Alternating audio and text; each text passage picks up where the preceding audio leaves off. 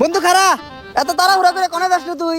আরে এক সাধুর কাছে যাইতাছি আমার ভবিষ্যৎ দেখার লিগা।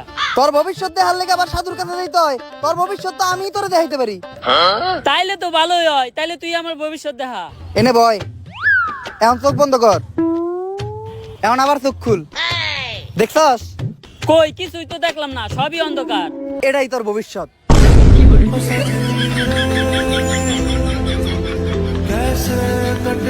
সবাই আমার এই কথাটা মনোযোগ দিয়ে শুন।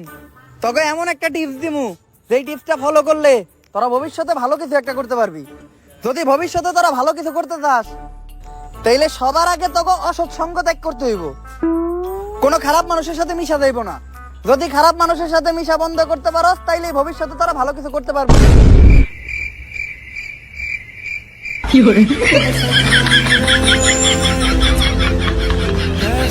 আজকে আমি আপনাদের সবাইরে এমন 3টা পদ্ধতি শিখামু, যেই 3টা পদ্ধতি অবলম্বন করে আপনি আপনার বউরে খুশি করতে পারবেন।